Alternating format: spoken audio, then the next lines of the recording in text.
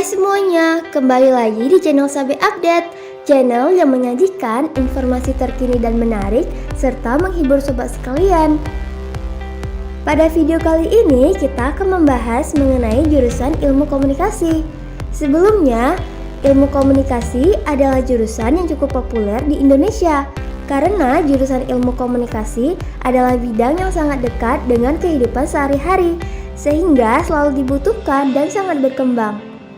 Nah, bagi kamu yang tertarik untuk melanjutkan studi di jurusan ilmu komunikasi, berikut ini Sabe Update telah merangkum beberapa hal yang harus kamu ketahui tentang jurusan ilmu komunikasi.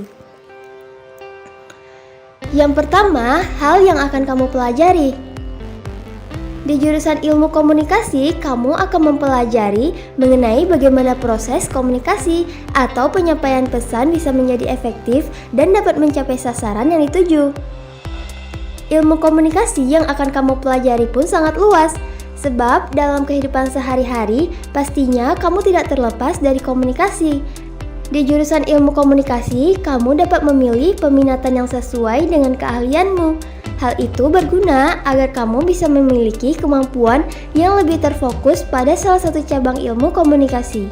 Beberapa contoh peminatan yang bisa kamu ambil seperti public relation, jurnalistik, manajemen komunikasi, periklanan, atau marketing communication.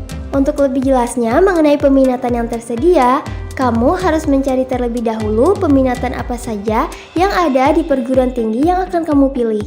Yang kedua, mata kuliah yang akan dipelajari. Pada perkuliahan tahun pertama, kamu masih akan diajarkan mata kuliah umum seperti pengantar ilmu komunikasi, komunikasi massa, psikologi komunikasi, dan sosiologi komunikasi. Biasanya di semester 3, kamu bisa memilih peminatan yang sesuai dengan keinginan kamu. Pilihan peminatan ini akan berbeda-beda, tergantung dengan perguruan tinggi yang kamu ambil. Di jurusan ini, kamu akan menemui beberapa mata kuliah, seperti public speaking, kajian iklan, manajemen media massa, komunikasi politik, komunikasi internasional, komunikasi massa, penulisan naskah, komunikasi pemasaran, dan masih banyak lagi. Yang ketiga, keahlian yang harus kamu kuasai. Di jurusan ini, public speaking merupakan salah satu kemampuan dasar yang harus kamu pelajari. Public speaking merupakan kemampuan untuk menyampaikan pesan secara efisien dengan baik sehingga pendengar bisa memahami perkataan yang diucapkan. Tak hanya berbicara, di dalam public speaking kamu juga akan belajar tentang gestur tubuh. Kamu juga akan belajar tentang skill marketing dengan mengetahui sistem penjualan secara umum dan berlandaskan pada prinsip-prinsip pemasaran. Ada juga kemampuan riset, pengolahan data, keterampilan menganalisa, dan bersikap kritis. Skill lain yang akan kamu pelajari adalah bagaimana cara menulis berita yang baik, skill videografi, fotografi, hingga desain grafis. Ilmu yang akan kamu pelajari ini akan berguna untuk kamu di masa depan, tidak hanya di dunia kerja, tetapi juga di kehidupan sehari-hari. Yang keempat, beragam tugas yang akan kamu kerjakan. Tak hanya belajar teori, jurusan ilmu komunikasi juga terkenal dengan praktikum dan tugasnya. Lingkup praktikum yang bisa kamu lakukan cukup luas, mulai dari manajemen dan produksi televisi, radio, hingga media cetak.